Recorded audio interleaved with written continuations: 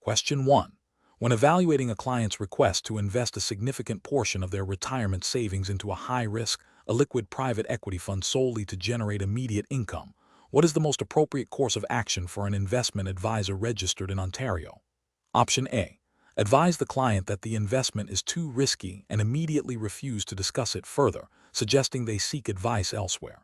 Option B. Invest the funds as requested but include a disclaimer in the documentation stating the client was warned of the risks, thereby absolving the advisor of further responsibility. Option C.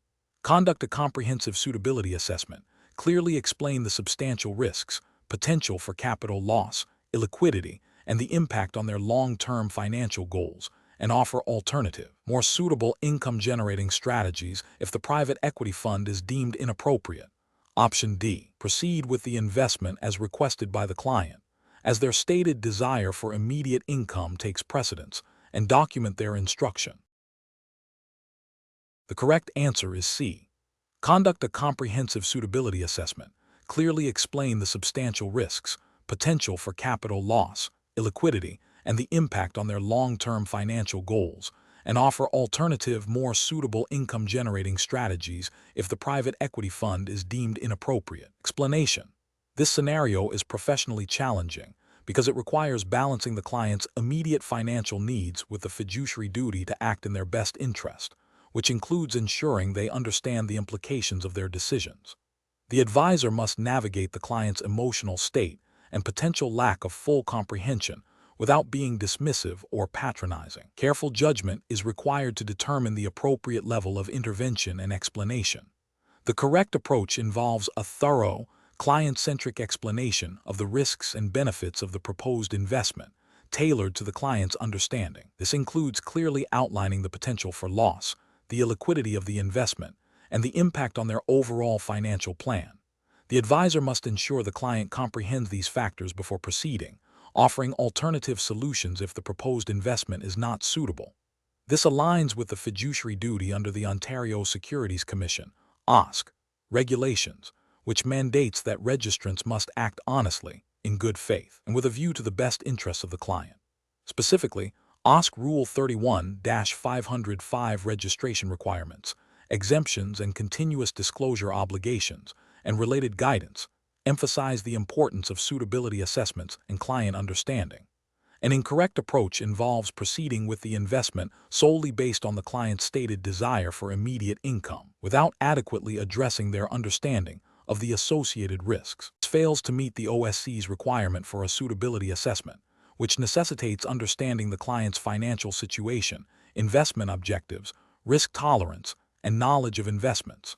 Another incorrect approach is to dismiss the client's concerns about the investment's complexity and simply proceed, which demonstrates a lack of diligence and a failure to uphold the duty of care.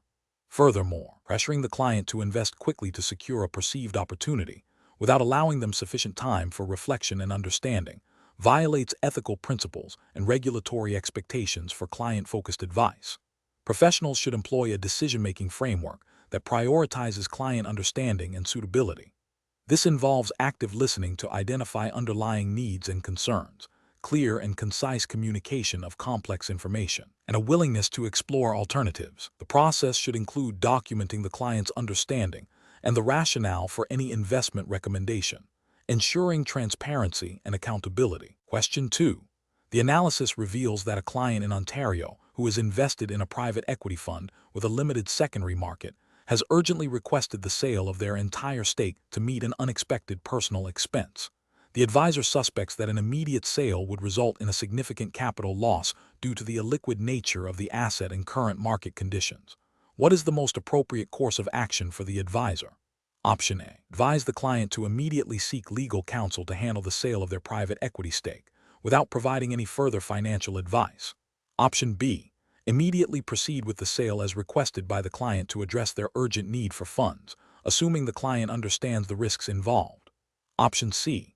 Refuse the client's request to sell the investment, citing concerns about potential losses, and advise them to simply wait until the market improves. Option D. Conduct a thorough assessment of the client's overall financial situation, risk tolerance, and the specific liquidity and risk characteristics of the private equity investment.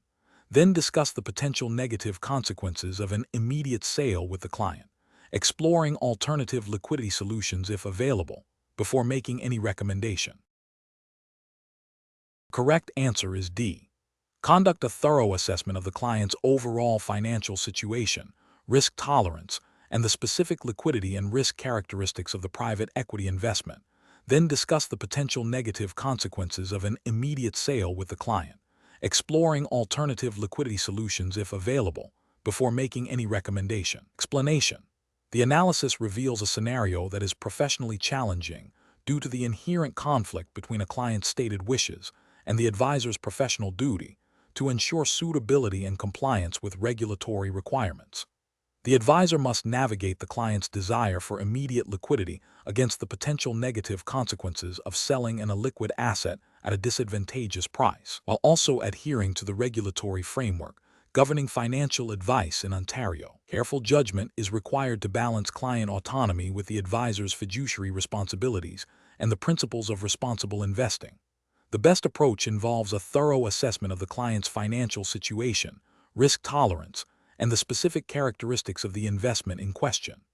This includes understanding the liquidity profile of the private equity investment, the potential for capital calls, and the current market conditions for such assets. The advisor should then engage in a detailed discussion with the client, clearly outlining the risks and potential downsides of an immediate sale, including the possibility of significant capital loss or inability to meet future obligations related to the investment. This approach prioritizes the client's long-term financial well-being and aligns with the Ontario Securities Commission (OSC) Rule 31-505 regarding suitability obligations, which mandates that advisors must have reasonable grounds to believe that a transaction is suitable for a client.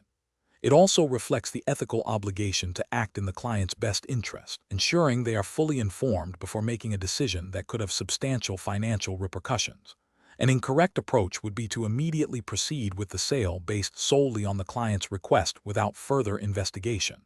This fails to meet the advisor's suitability obligations under OSC Rule 31-505, as it bypasses the crucial step of assessing whether the transaction is appropriate for the client's circumstances and investment objectives. It also risks violating the ethical duty to provide sound advice, potentially leading to significant financial harm for the client.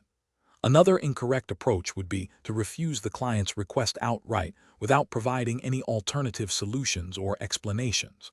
While the advisor may have concerns about the suitability of the sale, complete refusal without offering further guidance or exploring other options can damage the client relationship and may not fully address the client's underlying need for liquidity.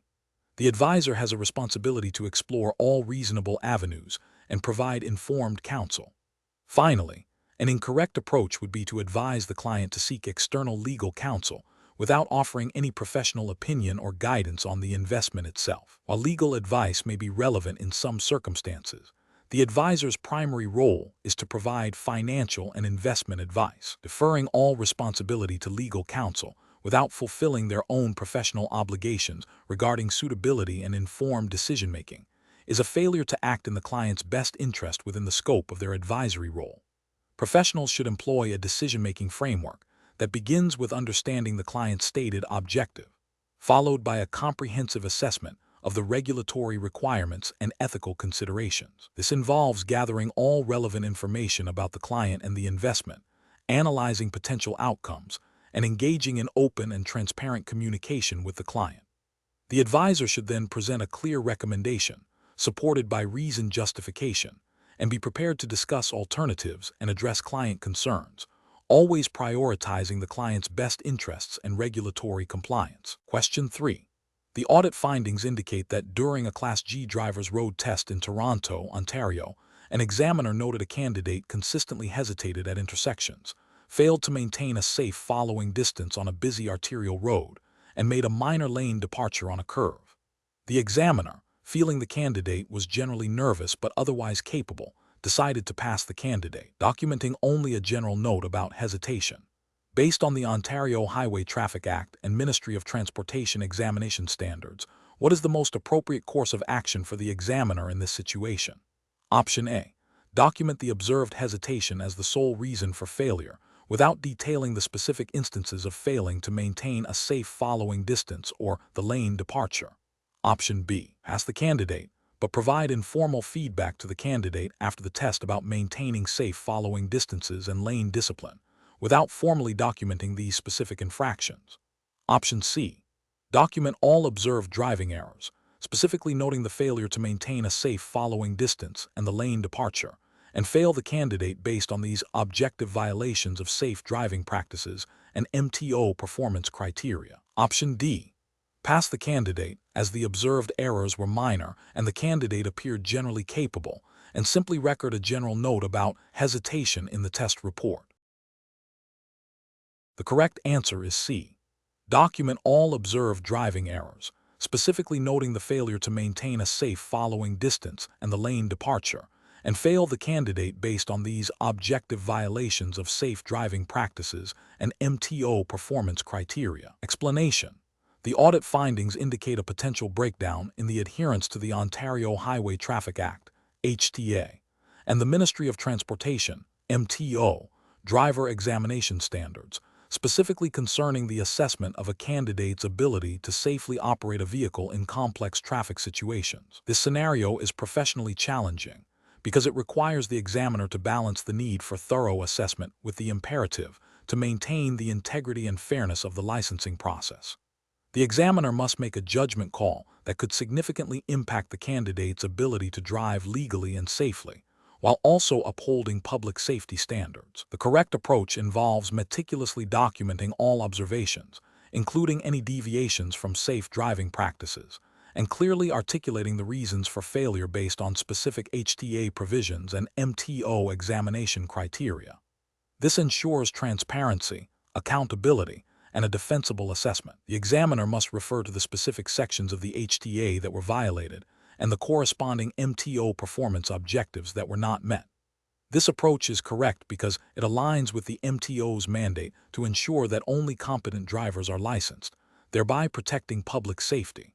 It also provides the candidate with clear, actionable feedback on their performance, allowing them to understand the deficiencies and improve. An incorrect approach would be to overlook minor infractions or to fail a candidate based on subjective impressions, rather than objective evidence of HTA violations or failure to meet MTO performance standards. For instance, failing to record specific observations of the candidate's failure to yield at an uncontrolled intersection, or attributing the failure to a general lack of confidence without linking it to observable driving errors, would be professionally unacceptable.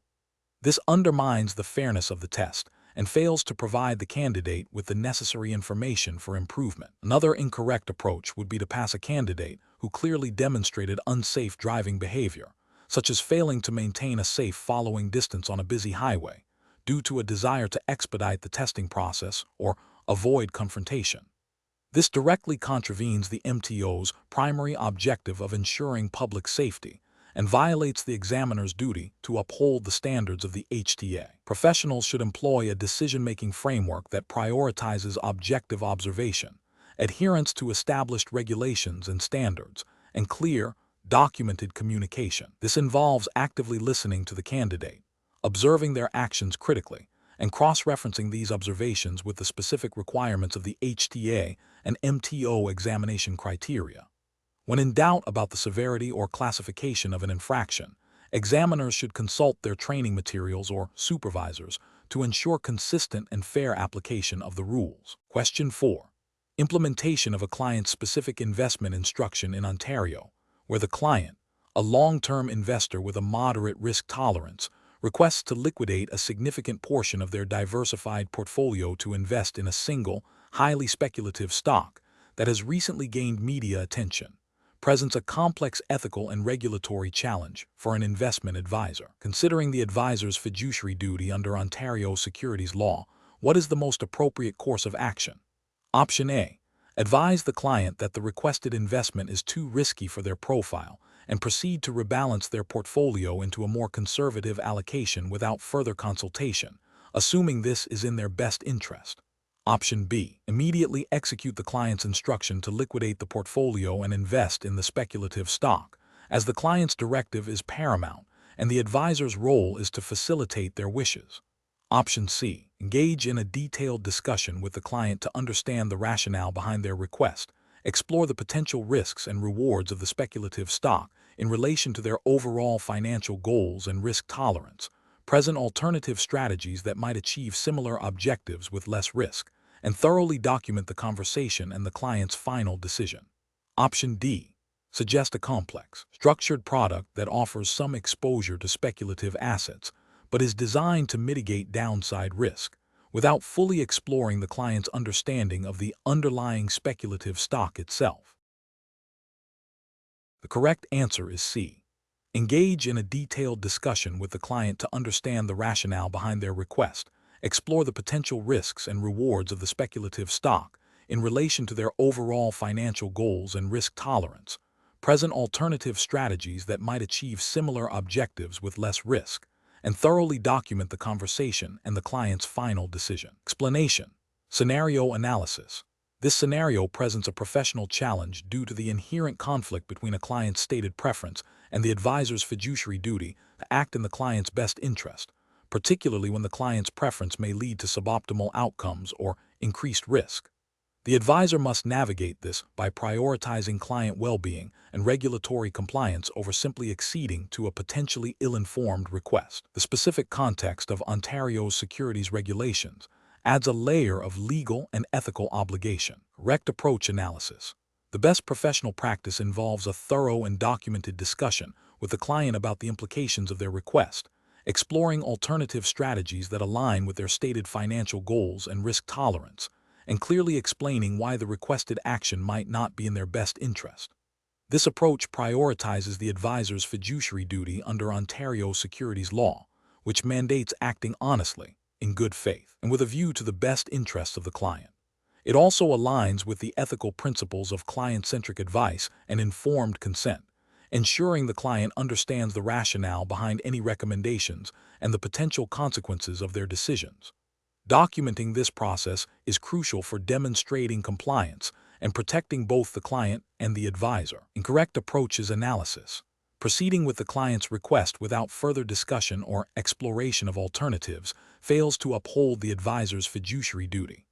This approach prioritizes client convenience over client well-being and may expose the client to undue risk or suboptimal returns, violating the core principles of Ontario securities regulation. It also bypasses the essential step of ensuring informed consent, suggesting a different, more complex investment product without fully understanding the client's underlying reasons for their initial request or their capacity to understand the new product is also problematic. While seemingly offering an alternative, it risks misinterpreting the client's needs and could lead to the recommendation of a product that is not suitable, thereby breaching the duty to act in the client's best interest and potentially violating suitability requirements under Ontario securities law. Ignoring the client's request and proceeding with the advisor's preferred strategy without any dialogue is unprofessional and disrespectful. It disregards the client's autonomy and their right to be involved in their financial decisions. This approach undermines the client-advisor relationship and fails to meet the regulatory requirement of understanding and addressing client needs and preferences, even if those preferences need to be guided. Professional reasoning. Professionals should adopt a client-centric decision-making framework. This involves actively listening to and understanding client objectives, assessing their financial situation and risk tolerance, and then providing advice that is in their best interest, supported by clear explanations and documentation. When a client's request conflicts with this principle, the professional's duty is to educate, explore alternatives, and ensure the client makes an informed decision, rather than simply complying with a potentially detrimental request.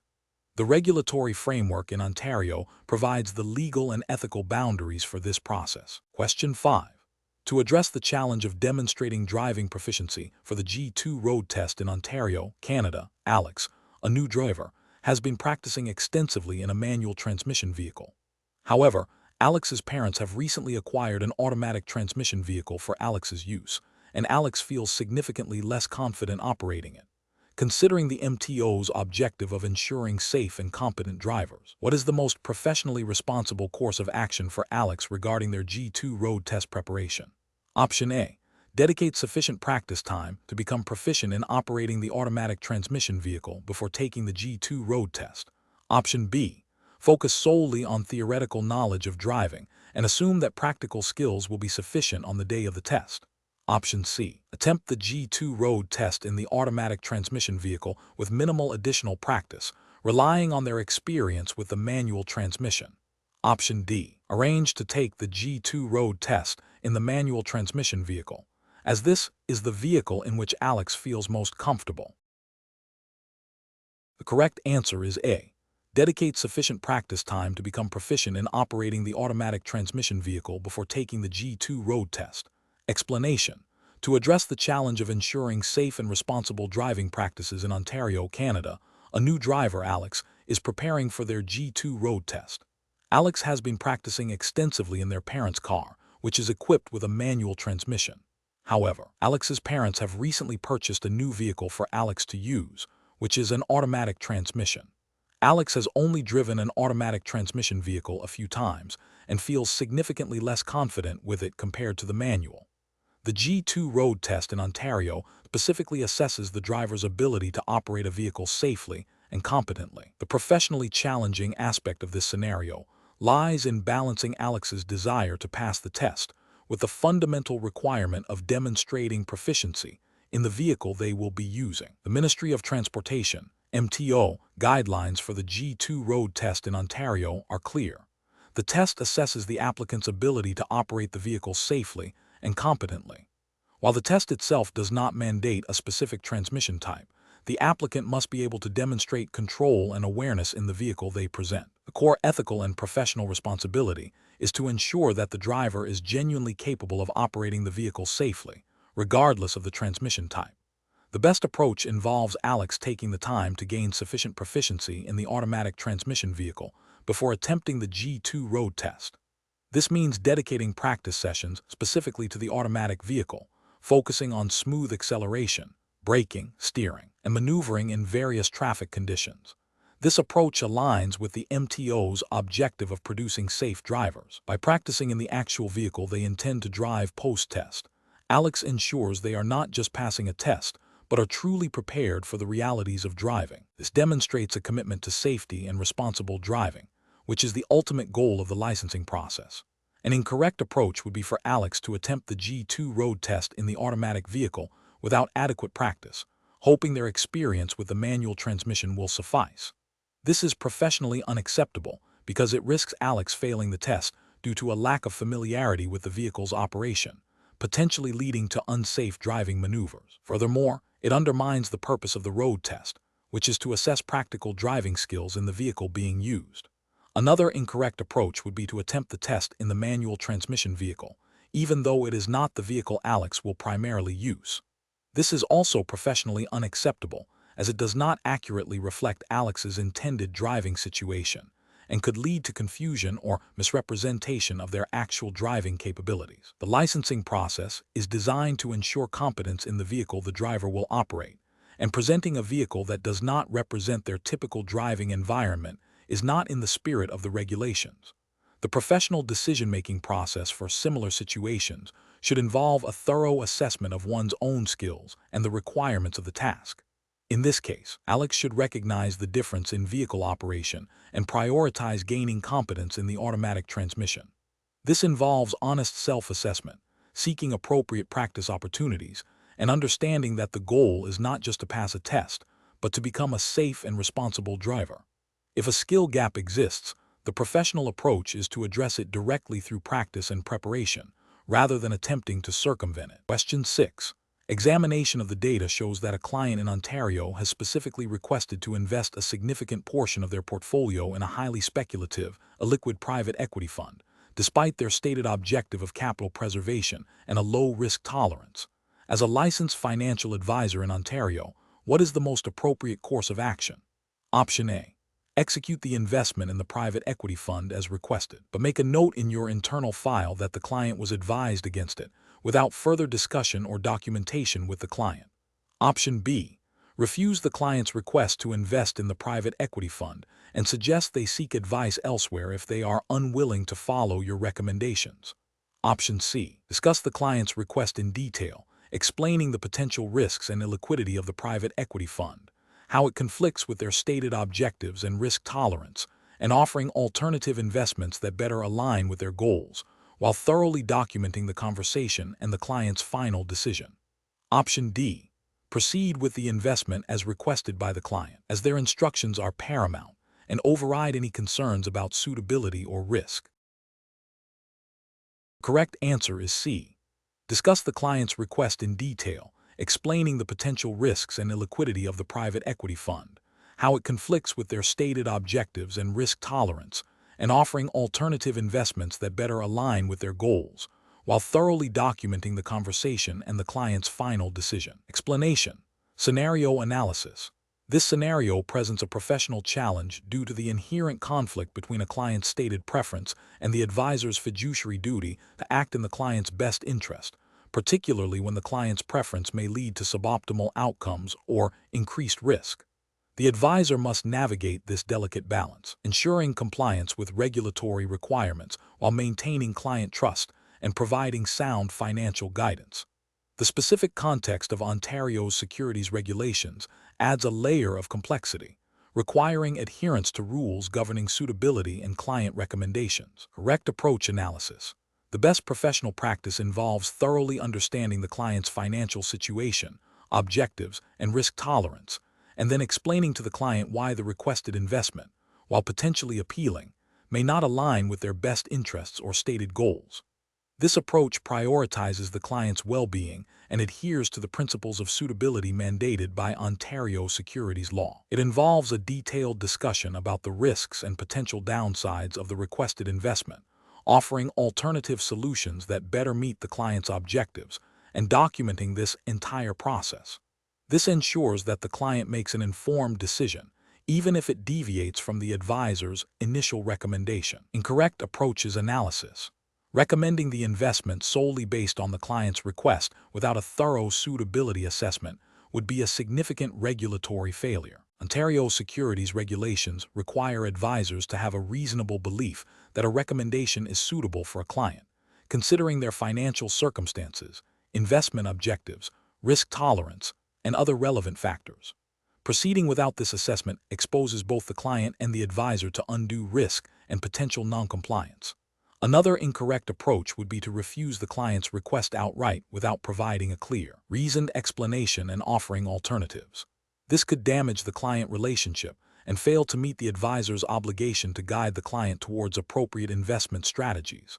Finally, proceeding with the investment while privately noting concerns, without addressing them with the client or documenting the discussion, is a breach of professional ethics and regulatory disclosure requirements.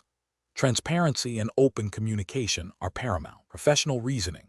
Professionals should employ a structured decision-making process that begins with a comprehensive understanding of the client's profile. When a client's request conflicts with this understanding, the professional must engage in a dialogue to explore the reasons behind the request and educate the client on potential implications. The advisor should then present well-reasoned recommendations, supported by evidence and aligned with regulatory requirements, while always prioritizing the client's best interests. Documentation of all discussions, recommendations, and client decisions is crucial for accountability and compliance. Question 7. Research into a client's urgent request to liquidate a significant portion of their investment portfolio in Ontario to fund a speculative venture. A financial advisor must determine the most appropriate course of action. The client expresses frustration with the advisor's cautious approach, insisting that the opportunity is time-sensitive and will yield substantial returns. The advisor suspects the venture may be overly risky and potentially not aligned with the client's long-term financial goals. Option A. Immediately proceed with the liquidation as requested by the client to maintain client satisfaction and avoid perceived obstruction. Option B. Recommend a high-risk investment strategy that mirrors the speculative venture, assuming the client's desire for high returns indicates a willingness to accept significant risk. Option C. Advise the client that the request is too complex and delay the process indefinitely until the client provides more information, without offering any alternative solutions. Option D. Conduct a thorough assessment of the client's financial situation, risk tolerance, and investment objectives.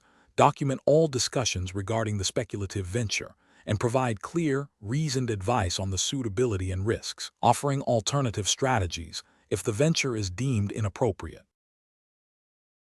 The correct answer is D. Conduct a thorough assessment of the client's financial situation, risk tolerance, and investment objectives. Document all discussions regarding the speculative venture, and provide clear, reasoned advice on the suitability and risks, offering alternative strategies if the venture is deemed inappropriate. Explanation. Scenario analysis.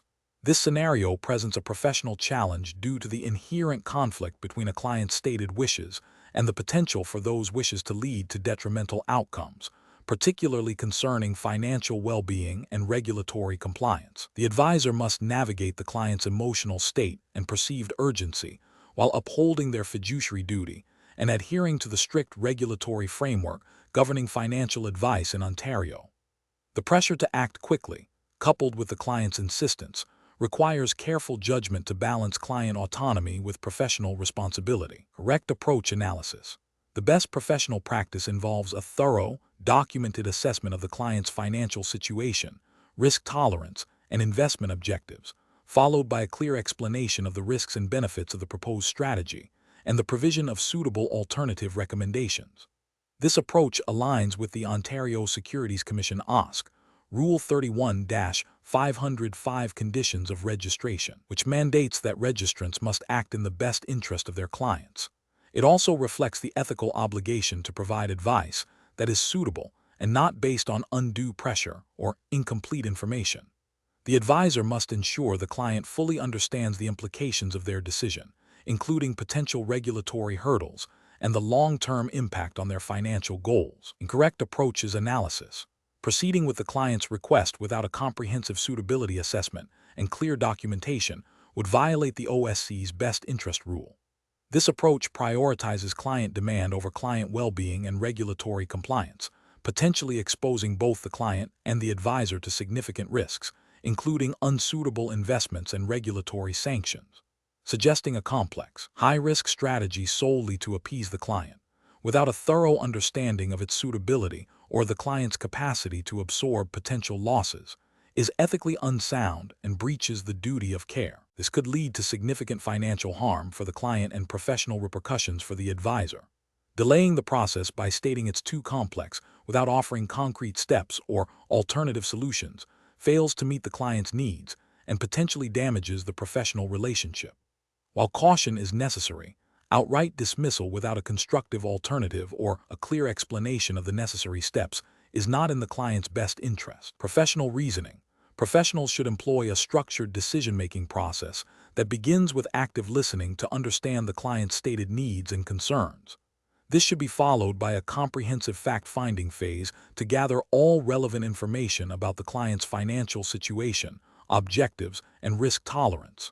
Next, the professional must analyze this information against regulatory requirements and ethical principles to determine suitable recommendations. Any proposed strategy must be clearly communicated to the client, including potential risks and benefits, and alternatives should be presented. Crucially, all advice and client decisions must be thoroughly documented to demonstrate compliance and protect both parties. Question 8. Which approach would be most appropriate for an investment advisor in Ontario when a client expresses a strong interest in purchasing a specific segregated fund, but the advisor has concerns about its suitability for the client's stated financial goals and risk tolerance? Option A. Conduct a comprehensive suitability assessment, thoroughly explaining the segregated fund's features, risks, and benefits, and confirming the client's understanding before proceeding with a recommendation. Option B. Proceed with the segregated fund purchase as requested by the client, assuming their expressed interest overrides the need for a detailed suitability assessment. Option C. Advise the client against the segregated fund due to personal reservations, without providing a detailed explanation of the fund's specific risks or offering suitable alternatives. Option D. Recommend the segregated fund based on the client's interest, but only briefly mention the potential risks without delving into detailed explanations or confirming comprehension. The correct answer is A. Conduct a comprehensive suitability assessment, thoroughly explaining the segregated fund's features, risks, and benefits, and confirming the client's understanding before proceeding with a recommendation. Explanation. Scenario analysis. This scenario presents a professional challenge due to the potential conflict between a client's stated preference and the advisor's fiduciary duty to act in the client's best interest, particularly when dealing with complex financial products. The advisor must navigate the client's understanding and risk tolerance against the suitability of the investment, all within the regulatory framework of Ontario, Canada. Careful judgment is required to ensure compliance and ethical conduct. Correct approach analysis. The best professional practice involves a thorough assessment of the client's financial situation, investment objectives, risk tolerance, and knowledge of financial products. This approach prioritizes understanding the client's needs and ensuring that any recommended investment, such as a segregated fund, is suitable and aligned with their best interests, as mandated by the Ontario Securities Commission, OSCE regulations, and fiduciary principles. This involves explaining the product's features, risks, and benefits in clear, understandable terms, and confirming the client grasps these aspects before proceeding. Incorrect approaches analysis. Recommending the segregated fund solely based on the client's expressed interest without a comprehensive suitability assessment would be a significant regulatory and ethical failure. It bypasses the advisor's obligation to ensure the product is appropriate for the client's specific circumstances, potentially exposing them to undue risk or unsuitable investment. Similarly, proceeding with the recommendation after a superficial discussion of risks, without confirming client comprehension, fails to meet the standard of care expected under OSC guidelines. Finally, pushing the product despite reservations about its suitability, driven by potential commission or sales targets, constitutes a breach of fiduciary duty and ethical conduct, prioritizing the advisor's interests over the client's. Professional reasoning. Professionals should employ a client-centric decision-making process. This involves actively listening to the client, conducting a detailed needs analysis, thoroughly researching and understanding the products being considered, and clearly communicating all relevant information, including risks and benefits. The advisor must then objectively assess the suitability of any recommendation against the client's profile and regulatory requirements. If a product, even if requested by the client, is deemed unsuitable, the advisor has a professional and regulatory obligation to explain why and recommend alternatives that better serve the client's best interests. Question 9. Governance review demonstrates that a financial advisor in Ontario has a client who expresses a strong desire to invest a significant portion of their portfolio in a highly speculative, illiquid asset class that carries substantial risk of capital loss. The advisor has assessed the client's financial goals, risk tolerance, and overall financial situation, and believes this investment is not suitable. What is the most appropriate course of action for the advisor to take? Option A.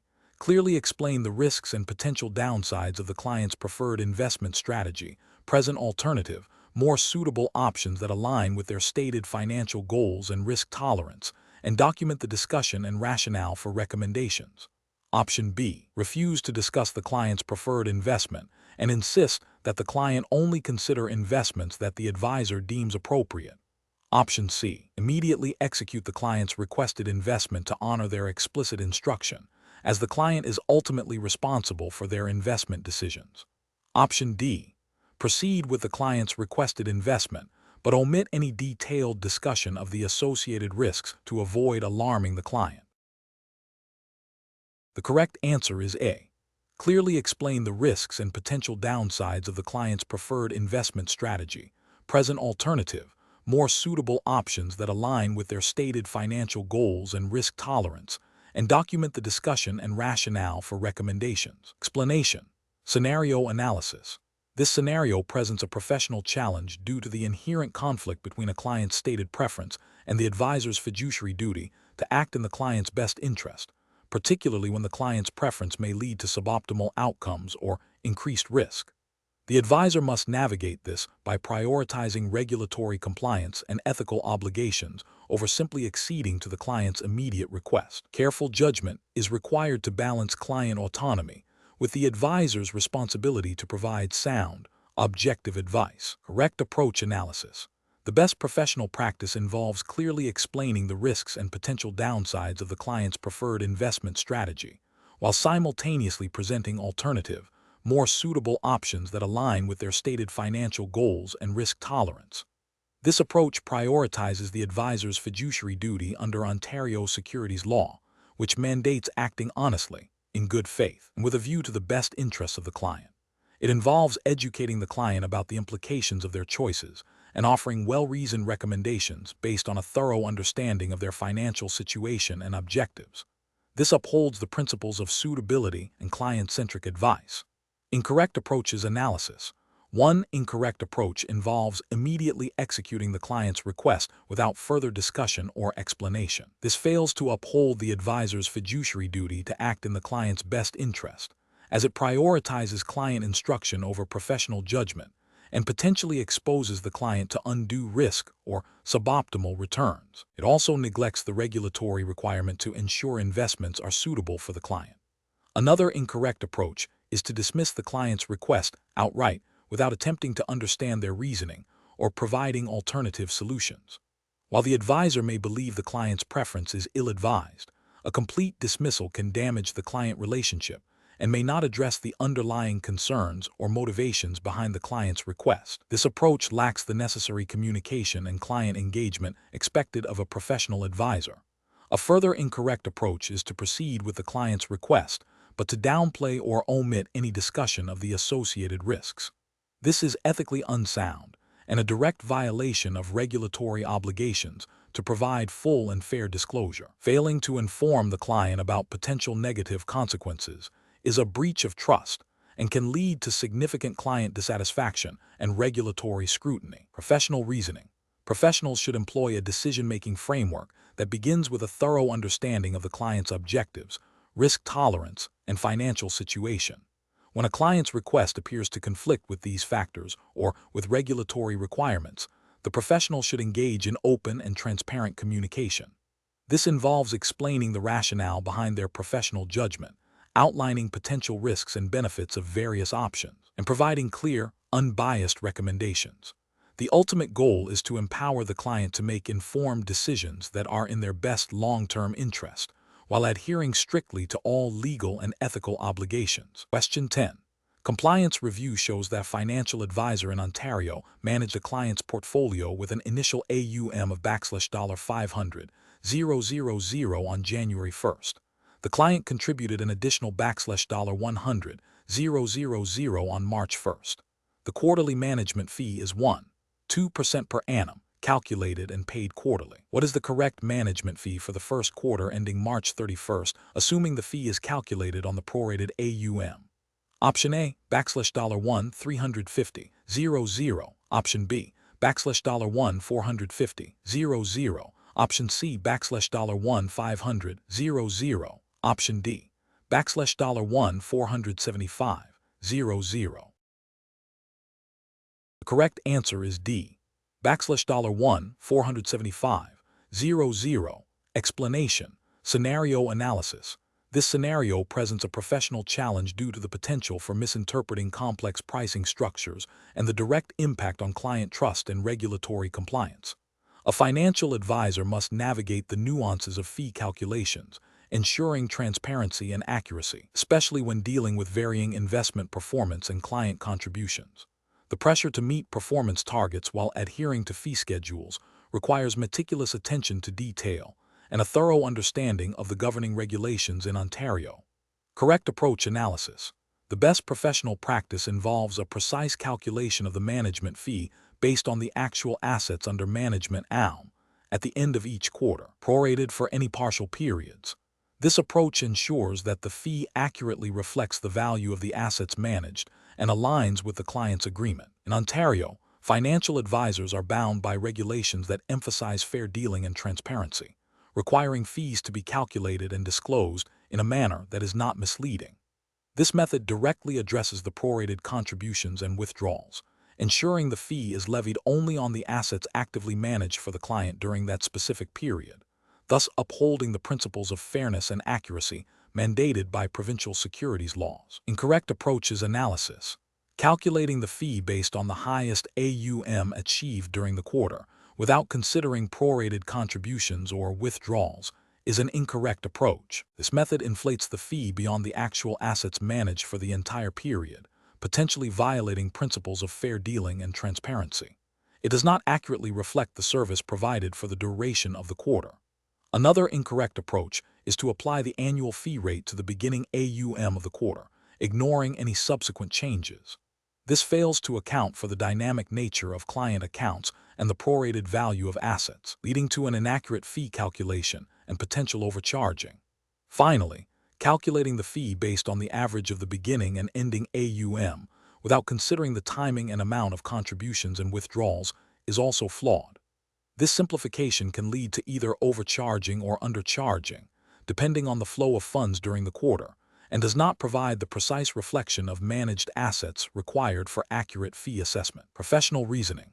Professionals should adopt a systematic approach to fee calculation, starting with a clear understanding of the client agreement and the applicable regulatory framework in Ontario.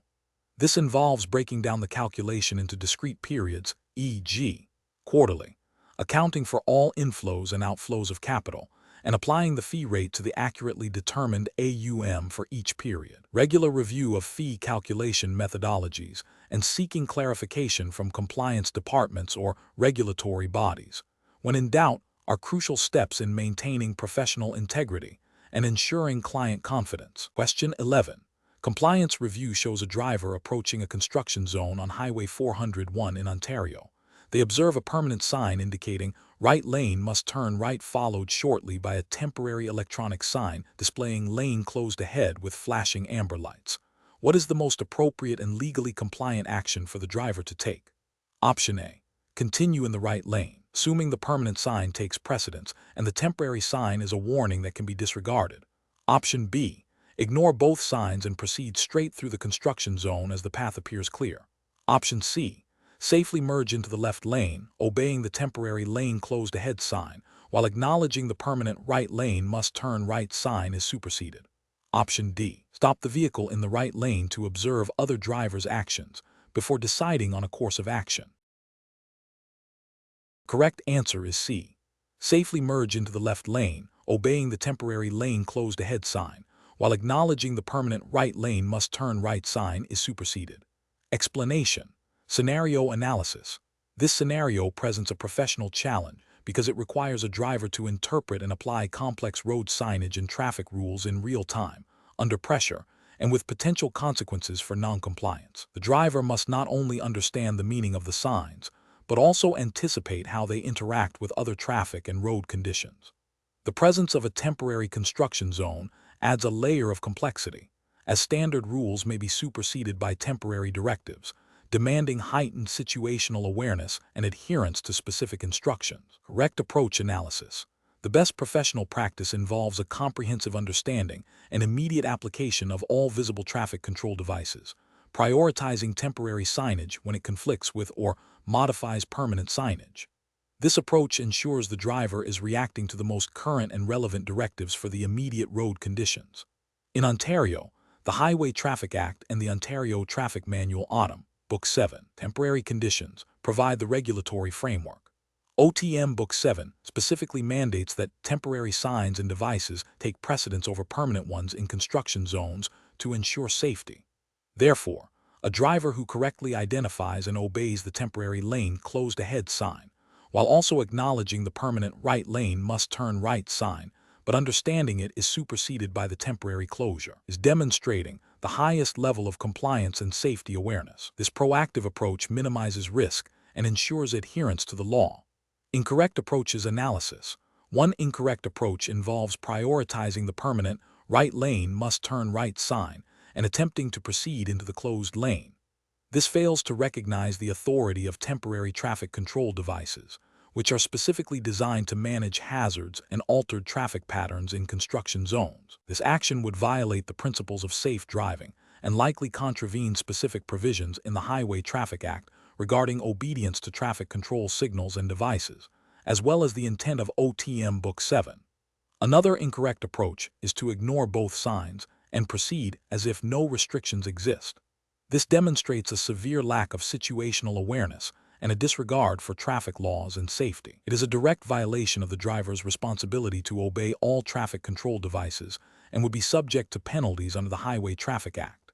A third incorrect approach is to stop the vehicle in the lane to assess the situation. While caution is important, stopping unnecessarily in a traffic lane, especially when a clear directive to change lanes is provided, can create a hazard for other vehicles and impede traffic flow. This action is not only inefficient, but can also be interpreted as obstructing traffic, which is a violation of traffic regulations. Professional reasoning. Professionals should adopt a decision-making process that emphasizes proactive observation, interpretation, and adherence to all traffic control devices, with a clear understanding of the hierarchy of signage, temporary over permanent.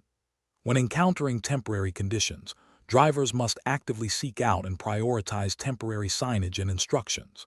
If there is any ambiguity, the safest course of action is to err on the side of caution and follow the most restrictive or directive signage. This involves a continuous assessment of the road environment and a commitment to safe and legal driving practices, as mandated by provincial traffic legislation and guidelines. Question 12. Compliance review shows a driver approaching an intersection in Ontario where a prominent no entry sign is clearly visible, indicating that the road ahead is prohibited for vehicular traffic. The driver observes that there are no other vehicles attempting to enter the restricted road and perceives no immediate danger. What is the most appropriate course of action for the driver? Option A. Proceed into the restricted road as there are no other vehicles present and no immediate danger is perceived. Option B. Observe the no entry sign, understand its prohibition, and seek an alternative legal route to their destination. Option C. Stop at the sign and wait for it to be removed or for conditions to change, assuming it may be temporary. Option D. Treat the no entry sign as a suggestion and proceed cautiously, assessing the situation as they enter. The correct answer is B. Observe the no entry sign, understand its prohibition, and seek an alternative legal route to their destination. Explanation. Scenario analysis. This scenario presents a professional challenge because it requires a driver to interpret and apply road signage and traffic rules in a dynamic, real-world environment. The driver must not only recognize the signage, but also understand its implications for their immediate actions, considering potential hazards and the actions of other road users. The challenge lies in making a safe and legal decision under pressure, where a misinterpretation could lead to an accident or a traffic violation. Careful judgment is required to prioritize safety and adherence to regulations. Correct approach analysis. The best professional practice involves a comprehensive assessment of the immediate traffic situation, including all relevant road signs, traffic signals, and the behavior of other vehicles. This approach prioritizes understanding the complete context before making a decision. Specifically, the driver should observe the no entry sign, recognize its prohibition, and then assess the surrounding traffic flow and any alternative routes. The regulatory justification stems from the fundamental principle of road safety and adherence to traffic laws, which mandate drivers to obey all posted signs. In Ontario, the Highway Traffic Act clearly stipulates that drivers must obey traffic control signs. This approach ensures compliance with the law and promotes a safe driving environment by preventing entry into a restricted area. Incorrect approaches analysis. One incorrect approach involves proceeding into the restricted area because the driver perceives no immediate danger or other vehicles. This is a failure to comply with the no entry sign, which is a direct violation of the Highway Traffic Act. The absence of immediate danger does not negate the legal prohibition, which is often in place for reasons not immediately apparent, such as one-way traffic flow, pedestrian zones, or ongoing construction. Another incorrect approach is to stop and wait indefinitely for the no entry sign to disappear or change. This demonstrates a misunderstanding of the permanence of such signs unless explicitly indicated otherwise, e.g., by a temporary sign. The driver is obligated to find a legal alternative route rather than waiting for a sign to become irrelevant. This approach fails to demonstrate proactive problem solving and adherence to traffic regulations. A further incorrect approach is to assume the sign is a suggestion rather than a strict prohibition. This is a dangerous misinterpretation of road signage. Traffic control signs are legally binding directives, and treating them as optional is a direct contravention of the Highway Traffic Act and a significant safety risk. Professional reasoning. Professionals should employ a systematic decision-making process when encountering traffic situations. This involves 1. Observation. Actively scan and identify all relevant traffic control devices, signs, signals. 2. Interpretation. Understand the meaning and legal implication of each device. 3. Contextualization. Assess the immediate traffic environment and potential hazards. 4. Decision. Choose the safest and most legally compliant course of action. 5. Execution. Implement the decision safely and predictably. In this case, the no entry sign is a clear directive that must be obeyed, leading to the identification and use of an alternative route. Question 13. Compliance review shows a driver applicant for a G2 license in Ontario, Canada, has a history of 3 minor speeding infractions within the past 2 years. During the G2 road test, the applicant demonstrates generally good driving skills, but makes 2 minor errors related to lane positioning and 1 hesitation at an uncontrolled intersection. Considering the applicant's driving history and test performance, which of the following approaches best reflects the professional responsibilities of the licensing examiner under Ontario's Highway Traffic Act? Option A. Overlook the minor errors during the test and the past speeding infractions, passing the applicant based on their overall positive demeanor and perceived confidence. Option B. Allow the applicant to repeat the maneuvers where errors were observed until they are performed perfectly, regardless of the standard test duration. Option C. Conduct a comprehensive evaluation of the applicant's performance against the official G2 road test standards, considering both their driving history and the observed errors during the test to determine their suitability for licensing. Option D. Pass the applicant despite the observed errors and past infractions, as the errors were minor and the applicant seems eager to learn. The correct answer is C. Conduct a comprehensive evaluation of the applicant's performance against the official G2 road test standards, considering both their driving history and the observed errors during the test to determine their suitability for licensing. Explanation. Scenario analysis. This scenario presents a professional challenge for a driver applying for a license in Ontario, Canada. The challenge lies in balancing the applicant's desire to obtain a license with the paramount importance of road safety and adherence to the Ontario Highway Traffic Act. The applicant's history of minor infractions, while not immediately disqualifying, requires careful consideration to ensure they pose no undue risk to themselves or other road users. The examiner must exercise sound judgment, applying the relevant legislation and testing standards without bias or undue leniency. Correct approach analysis. The best professional practice involves a thorough and objective assessment of the applicant's driving skills and knowledge, strictly adhering to the Ontario Ministry of Transportation's (MTO) established testing procedures and standards for the G2 road test. This approach prioritizes public safety by ensuring that only competent and safe drivers are licensed. The examiner must meticulously evaluate the applicant's performance against the official MTO criteria, documenting all observations, both positive and negative. Any observed errors, even minor ones, must be assessed for their potential impact on safety and their adherence to the specific requirements of the G2 test. This ensures fairness and consistency in licensing decisions across all applicants, upholding the integrity of the licensing process as mandated by the Ontario Highway Traffic Act. Incorrect approaches analysis. One incorrect approach would be to overlook minor infractions noted during the applicant's driving history, focusing solely on the immediate performance during the test. This is ethically problematic as it disregards the applicant's past behavior, which can be an indicator of future driving habits. It also fails to uphold the comprehensive safety mandate of the MTO, potentially licensing individuals who may not be fully committed to safe driving practices. Another incorrect approach would be to allow the applicant to reattempt specific maneuvers repeatedly until they are performed perfectly, without regard for the time constraints or the standardized nature of the G2 test. This deviates from the established testing protocol, creating an unfair advantage for this applicant and undermining the consistency and objectivity of the licensing process. It also fails to assess the applicant's ability to perform under typical driving conditions and time pressures. A further incorrect approach would be to pass the applicant based on a subjective feeling of confidence in their ability, despite documented minor errors during the test that, when aggregated, might indicate a pattern of unsafe driving. This introduces personal bias into the assessment, moving away from the objective criteria set forth by the MTO. It compromises the integrity of the licensing system and could lead to the licensing of individuals who do not meet the required safety standards. Professional reasoning. Professionals in this role should employ a decision-making framework that prioritizes adherence to established regulations and objective assessment. This involves 1. Understanding and internalizing the specific requirements and standards of the relevant legislation, Ontario Highway Traffic Act and MTO testing protocols. 2. conducting a thorough and unbiased evaluation of the applicant's performance against these objective criteria. 3. Documenting all observations meticulously. 4. Making a decision based solely on the evidence gathered during the test and the applicant's documented history, as interpreted through the lens of the established standards. 5. Recognizing the ethical obligation to public safety above all else. Question 14.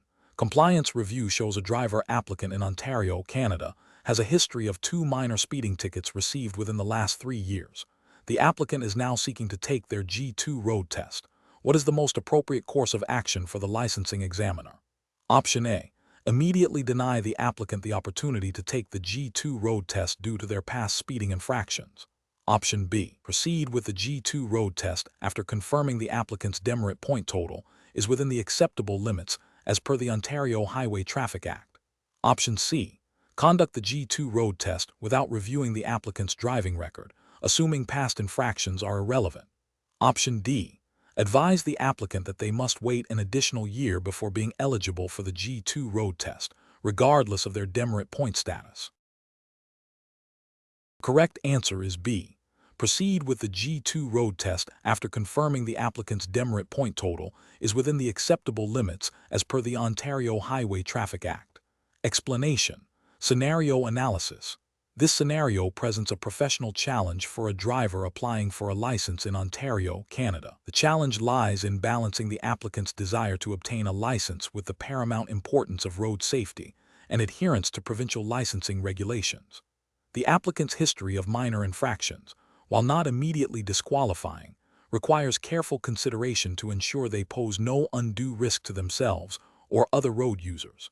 The examiner must exercise sound judgment, applying the Ontario Highway Traffic Act and Ministry of Transportation guidelines to make a fair and safe decision. Correct approach analysis. The best professional practice involves a thorough review of the applicant's driving record, considering the nature and recency of any infractions. This approach prioritizes public safety by ensuring that only individuals who demonstrate a reasonable understanding and adherence to traffic laws are granted driving privileges. Specifically, the examiner should consult the Ontario Highway Traffic Act and relevant Ministry of Transportation policies regarding demerit points and license eligibility. If the applicant's record, after considering the specific infractions and their impact on their demerit point total, meets the criteria for a road test, proceeding with the test is appropriate. This aligns with the ethical obligation to protect the public while also upholding the fairness of the licensing process. Incorrect approaches analysis. One incorrect approach would be to immediately deny the road test solely based on the mention of past infractions without a detailed review. This fails to acknowledge that minor infractions, especially if resolved and not accumulating excessive demerit points, do not automatically disqualify an applicant. Another incorrect approach would be to proceed with the road test without any consideration of the driving record, effectively ignoring potential safety concerns. This violates the duty of care owed to the public and the spirit of the licensing regulations. Finally, an incorrect approach would be to make a subjective decision based on personal bias rather than objective adherence to the Ontario Highway Traffic Act and Ministry of Transportation guidelines. Professional reasoning. Professionals in this situation should employ a systematic decision-making process. First, they must clearly understand the relevant provincial regulations, Ontario Highway Traffic Act, Ministry of Transportation policies. Second, they should gather all necessary information about the applicant, including their driving record. Third, they must objectively assess this information against the established criteria for license eligibility and road test approval. Fourth, they should document their decision-making process and the rationale behind it. This ensures transparency, accountability, and adherence to both legal and ethical standards. Question 15. System analysis indicates that a Carlisle driver instructor is conducting a road test for a student in Ontario who is visibly nervous and making minor errors during a critical maneuver. The instructor is aware that the student has invested significant time and money in lessons and is eager to pass. Considering the regulatory framework for driver testing in Ontario, which approach best balances the instructor's professional obligations with the student's situation? Option A. Conduct the road test strictly according to the official Carlisle driver's test syllabus and MTO evaluation criteria, providing objective feedback on all observed performance aspects, regardless of the student's nervousness or prior investment. Option B. Base the pass/fail decision on a subjective assessment of the student's overall demeanor and perceived readiness for the road, rather than solely on the objective performance against the test syllabus. Option C. Offer subtle verbal cues and prompts during the maneuver to help the student correct their errors in real time, ensuring they complete the maneuver successfully. Option D. Overlook minor errors made by the student during the test, focusing only on major safety violations, to increase the likelihood of a pass given their apparent effort. The correct answer is A. Conduct the road test strictly according to the official Carlisle driver's test syllabus and MTO evaluation criteria, providing objective feedback on all observed performance aspects, regardless of the student's nervousness or prior investment. Explanation. Scenario analysis. This scenario presents a professional challenge for a Carlisle driver instructor due to the inherent conflict between client satisfaction and adherence to the strict regulatory framework governing driver testing in Ontario, Canada. The instructor must balance the desire to help their student pass with the absolute requirement to conduct the test according to the Ministry of Transportation (MTO) standards, without compromising safety or the integrity of the examination process. Misjudging this balance can lead to serious consequences, including disciplinary action against the instructor and potentially invalidating the student's test. Correct approach analysis. The best professional practice involves the instructor strictly adhering to the official Carlisle driver's test syllabus and the MTO's established testing procedures. This means conducting the test exactly as prescribed, evaluating the student's performance against the defined criteria, and providing objective feedback. The instructor's role is to assess competence, not to engineer a pass. This approach is correct because it directly aligns with the MTO's mandate to ensure all licensed drivers possess the necessary skills and knowledge to operate a vehicle safely on Ontario roads.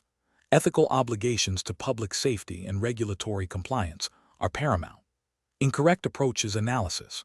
One incorrect approach involves the instructor subtly guiding the student through maneuvers they are struggling with, offering verbal cues that are not part of the standard testing protocol. This is ethically problematic as it artificially inflates the student's performance and misrepresents their actual driving ability. It violates the principle of fair and objective assessment, undermining the MTO's standards and potentially putting other road users at risk. Another incorrect approach is for the instructor to overlook minor errors that the student makes, rationalizing that they are not critical to overall safety. While some minor errors might be considered less significant in a real-world driving scenario, the driver's test is designed to evaluate adherence to specific rules and safe practices. Failing to mark these errors, even if minor, deviates from the prescribed syllabus and compromises the integrity of the test. This can lead to a false sense of security for the student and a failure to address areas that could, in aggregate, contribute to unsafe driving. A further incorrect approach would be for the instructor to intentionally fail a student who is borderline but has demonstrated generally competent driving, based on a personal feeling that they are not ready for the road, without specific, objective evidence from the test that warrants failure according to the syllabus. This is an arbitrary and subjective judgment that goes beyond the defined criteria of the test and can be seen as an abuse of authority. It fails to uphold the principle of objective evaluation based on established standards. Professional reasoning. Professionals in this field must adopt a decision-making framework that prioritizes regulatory compliance and public safety above all else.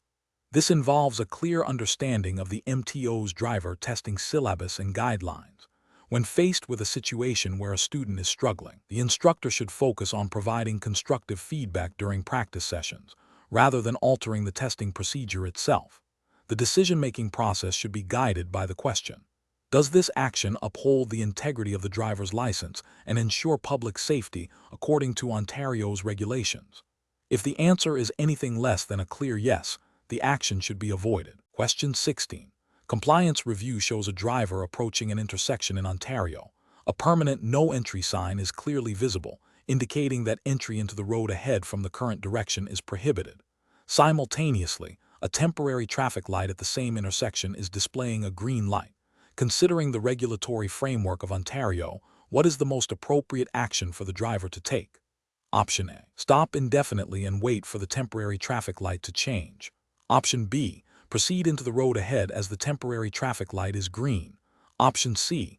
Do not enter the road ahead, obeying the no entry sign. Option D. Turn left to avoid the no entry sign without checking for other traffic or signs. The correct answer is C. Do not enter the road ahead, obeying the no entry sign. Explanation. Scenario analysis. This scenario presents a professional challenge because it requires a driver to interpret and apply road signage and traffic laws in a dynamic environment. The driver must make a quick, safe, and legally compliant decision based on incomplete information and potentially ambiguous signage. The presence of a no-entry sign, coupled with a temporary traffic light, creates a conflict that demands careful judgment to avoid violations and ensure safety. Correct approach analysis. The best professional practice involves prioritizing the most restrictive and immediate traffic control device. In this case, the no-entry sign is a permanent, absolute prohibition. The temporary traffic light, while also a traffic control device, is secondary to the permanent prohibition. Therefore, the correct approach is to obey the no-entry sign and not proceed into the restricted area, even if the temporary traffic light appears to permit passage. This aligns with the fundamental principle of road safety and traffic law in Ontario, which mandates adherence to all posted signs. The Highway Traffic Act of Ontario clearly states that drivers must obey traffic control signals and signs. A no-entry sign is a definitive prohibition, and its authority supersedes that of a temporary signal in this context, as it indicates a permanent restriction on access to that specific roadway or area. Incorrect approaches analysis. Proceeding into the area because the temporary traffic light is green is incorrect because it disregards a permanent and absolute prohibition. No entry sign. This action violates Section 129 of the Highway Traffic Act of Ontario, which requires drivers to obey traffic control signals and signs. The no entry sign indicates that the roadway ahead is not to be entered from that direction, regardless of other signals. Attempting to proceed based solely on the green light demonstrates a failure to interpret and prioritize traffic control devices correctly, leading to a potential safety hazard and a traffic violation. Turning left to avoid the no entry sign without checking for other traffic or signs is also incorrect. While it might seem like a way to circumvent the immediate issue, it introduces new risks. The driver has not assessed the safety of the left turn, nor has they confirmed that turning left is permitted or safe. This could lead to a collision with oncoming traffic or a violation of other traffic regulations not immediately apparent. This approach prioritizes avoiding one perceived problem without adequately assessing the risks of the chosen alternative. Stopping indefinitely and waiting for the temporary traffic light to change without considering the no entry sign is incorrect because it fails to acknowledge the permanent restriction. The no entry sign indicates that the area is not meant to be entered from that direction at all. Waiting for the light to change does not negate the prohibition indicated by the no entry sign. This approach demonstrates a misunderstanding of the hierarchy of traffic control devices and the absolute nature of a no-entry prohibition. Professional reasoning. Professionals should adopt a decision-making process that prioritizes safety and legal compliance. When faced with conflicting traffic control devices, the hierarchy of control should be considered. Permanent and absolute prohibitions, like no-entry signs, generally take precedence over temporary signals. Drivers should always assess all available signage and signals, interpret them according to established traffic laws, and choose the safest and most legally compliant course of action. If there is ambiguity, it is always safer to err on the side of caution and choose the option that avoids potential violations or hazards. Question 17. Compliance review shows a driver in Ontario, Canada, who has recently passed their G2 road test, is eager to obtain their full G license. They are considering using their motorcycle for the G license road test, believing it will demonstrate superior vehicle control. What is the most appropriate course of action for this driver to ensure they are meeting the requirements for their full G license? Option A. Book the G license road test in a passenger vehicle, but without bringing the vehicle's insurance and registration documents, assuming they are not strictly necessary for the test itself. Option B. Attempt the G license road test after only 6 months with their G2 license, arguing that their driving skills are already advanced. Option C. Wait for the mandatory 12-month period with their G2 license to expire, and then take the G license road test in a passenger vehicle that meets the Ministry of Transportation specifications. Option D. Immediately book the G license road test using their motorcycle. as demonstrating advanced control should be advantageous. Correct answer is C. Wait for the mandatory 12-month period with their G2 license to expire, and then take the G license road test in a passenger vehicle that meets the Ministry of Transportation specifications. Explanation. Scenario analysis. This scenario presents a professional challenge for a driver in Ontario, Canada, who is seeking to obtain their full driver's license. The challenge lies in understanding and correctly applying the graduated licensing system's requirements, specifically concerning the waiting periods and the types of vehicles permitted for testing. Misinterpreting these rules can lead to delays, unnecessary retesting, and potential contraventions of the Highway Traffic Act of Ontario. Careful judgment is required to ensure all conditions are met before attempting the final road test. Correct approach analysis. The best professional practice involves a thorough understanding of the Ontario Ministry of Transportation's graduated licensing program. This means recognizing that a driver must complete the full 12-month waiting period with an RG2 license before being eligible for the G license road test. Furthermore, the test must be conducted in a vehicle that meets the specific requirements for the G license, which includes a passenger vehicle with a standard or automatic transmission, and the driver must possess the required documentation, including proof of insurance and registration. This approach is correct because it directly adheres to the Ontario Highway Traffic Act and the Ministry of Transportation's regulations governing driver licensing, ensuring legal compliance and proper progression through the licensing stages. Incorrect approaches analysis. One incorrect approach involves attempting the G license road test immediately after passing the G2 road test, without observing the mandatory 12-month waiting period. This is a direct contravention of the Highway Traffic Act of Ontario, which stipulates specific waiting periods between licensing stages. Another incorrect approach is attempting the G license road test in a vehicle that does not meet the Ministry of Transportation's criteria for the G license test, such as a motorcycle or a commercial vehicle not designed for standard passenger car testing. This would result in the test being invalidated, as the vehicle is not appropriate for the license class being sought. A third incorrect approach is failing to bring the necessary documentation, such as valid insurance and registration for the test vehicle. This would prevent the test from proceeding, as these documents are mandatory for any vehicle operation on public roads in Ontario and are required for licensing tests. Professional reasoning. Professionals in Ontario, when advising or assisting individuals with driver licensing, should adopt a systematic approach. This involves 1. Verifying the individual's current license status and understanding the specific requirements for the next stage of licensing, as outlined by the Ontario Ministry of Transportation. 2. Confirming eligibility based on mandatory waiting periods and any other statutory requirements. 3. Ensuring the vehicle intended for the test meets all regulatory specifications for the target license class. 4. Reminding the individual of all required documentation. This methodical process minimizes errors and ensures compliance with the Highway Traffic Act of Ontario. Question 18.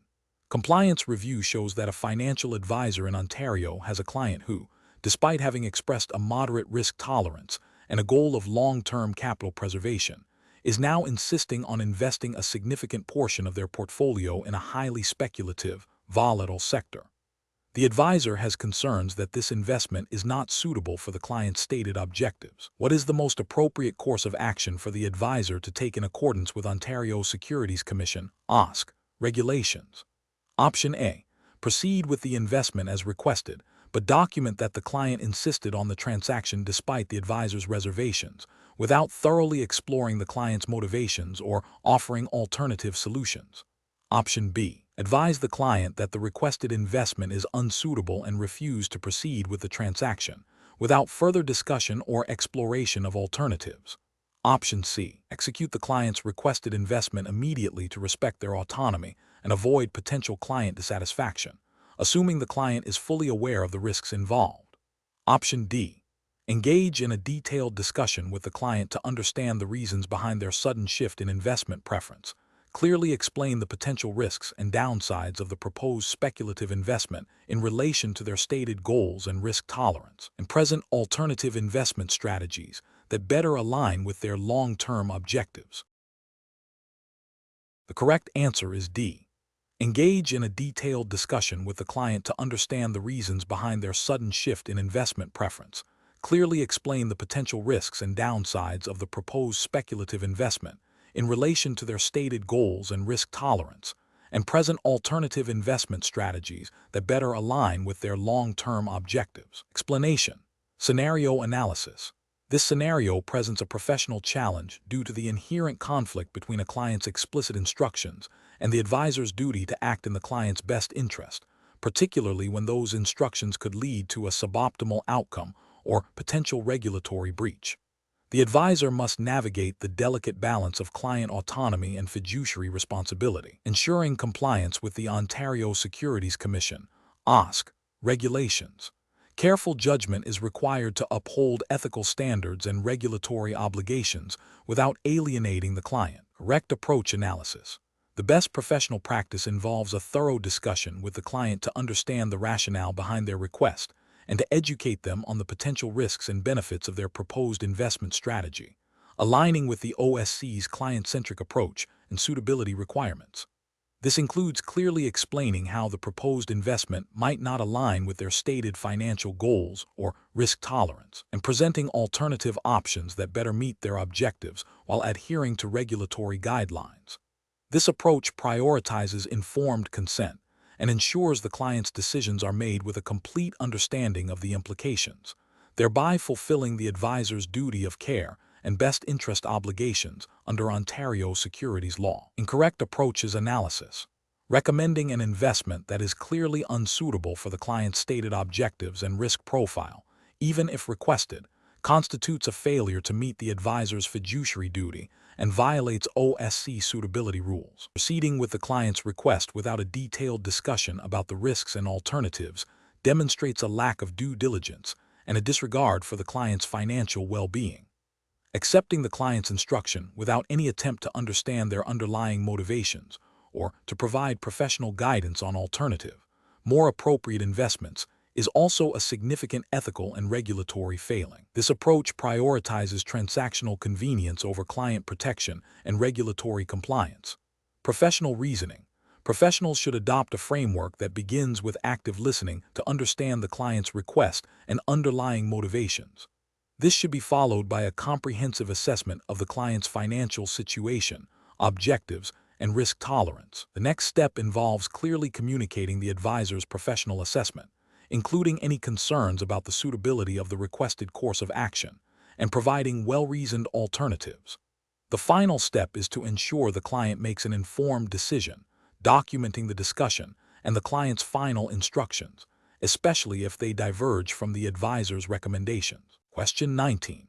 Compliance review shows an applicant for a standard driver's license in Ontario, Canada, has disclosed a recent diagnosis of a medical condition that they believe does not significantly impact their driving ability. What is the most appropriate course of action for the licensing authority to ensure compliance with Ontario's traffic safety regulations? Option A. Request a detailed medical report from the applicant's physician outlining the condition, its potential impact on driving, and the physician's professional opinion on their fitness to operate a vehicle, and review this report in accordance with MTO guidelines. Option B. Immediately deny the license application based on the disclosure of a medical condition, without further investigation. Option C. Accept the applicant's self-assessment of their condition and grant the license without any further medical review or conditions. Option D. Advise the applicant that their condition is minor and they can proceed with the standard licensing process without providing any medical documentation. The correct answer is A. Request a detailed medical report from the applicant's physician outlining the condition, its potential impact on driving, and the physician's professional opinion on their fitness to operate a vehicle, and review this report in accordance with MTO guidelines. Explanation. Scenario analysis. This scenario presents a professional challenge for a driver applying for a license in Ontario, Canada. The challenge lies in accurately assessing the applicant's ability to operate a vehicle safely and legally, given their stated medical condition and the potential impact on their driving.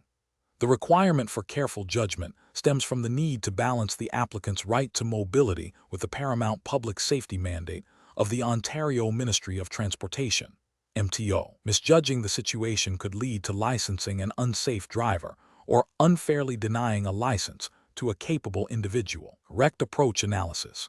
The best professional practice involves a thorough and documented assessment of the applicant's medical condition and its potential impact on driving. This approach prioritizes obtaining all necessary information to make an informed decision, adhering to Ontario's Highway Traffic Act and MTO guidelines.